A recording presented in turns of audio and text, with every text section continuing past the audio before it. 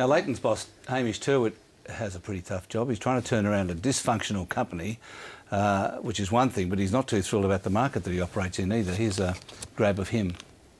It's not just what we're doing internally. We're operating in a world that's incredibly volatile at the moment, and I don't believe it would be prudent on anyone to sit there and be too optimistic in the market that we're operating in at the moment.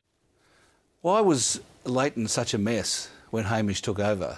Adele, come on. Oh, well, Walt King, who's the hero MD, had been in there for eons.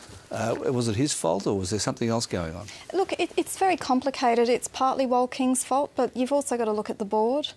They had a lot to do with succession planning, and at the same time you had the major shareholder, Hochtief, which owns 54% of the company, wanted to get rid of Walt King. So there was a lot of tussling going on, vying positions. So they had their eye off the ball. They had their eye off the ball, and you had these two projects which were suddenly starting to unravel for various reasons. This the is desal the plant, desal plant and the airport link in Brisbane. So these are starting to fall apart. And then the next thing you had was ACS in Spain wanted to make virtually a takeover bid for Hochtief, and Hochtief was really hostile about that.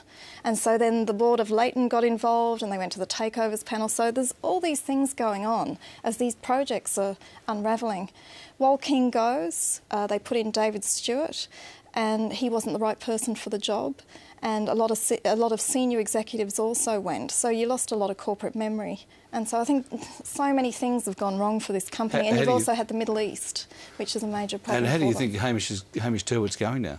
Oh, he's been sold a basket case, really. I mean, it's a hard job for any MD to go in there and fix that up. I mean, I think Adele's, maybe mentioned 5 or 6 issues there. I mean, Leighton's had so many balls in the air coming out of a small market like Australia, and it's taken its eye off almost all the balls and been hit between the eyes in pretty risky type areas. Yeah. I mean, Dubai's not an easy market to operate in at the best of times, and when that economy collapses, who's left standing? There was an interesting contrast with Bradken, which is also an engineering business in different businesses, different fields, but its profits are 15%. The share price jumped, so real contrast between Leighton and Bradken just this week. Yeah, with a company that's focused versus one that's really had its eye off the ball. Focused, domesticated, and in the right area. And it's a cyclical company as well, but I mean it's chipping away, doing what it does best. Stephen, we had an indication of the housing end of construction. I mean, Leighton's obviously in engineering.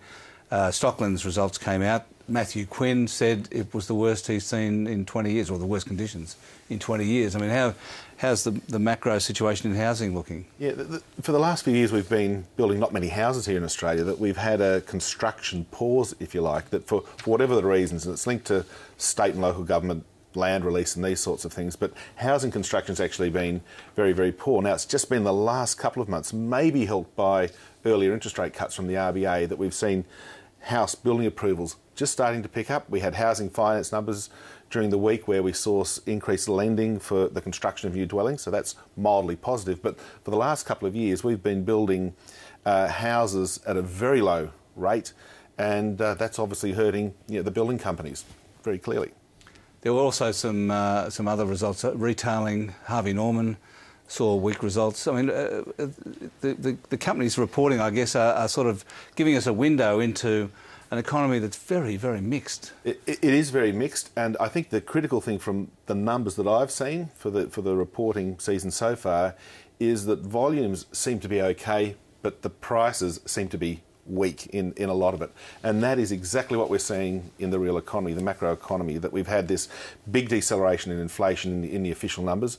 Real GDP is doing fine, so we're producing a lot of stuff but not getting a lot of money for it anymore. So we're getting that unwinding of that income boom from the terms of trade coming down. And you're also getting the outlook statements are, either really scarily negative or very cautious.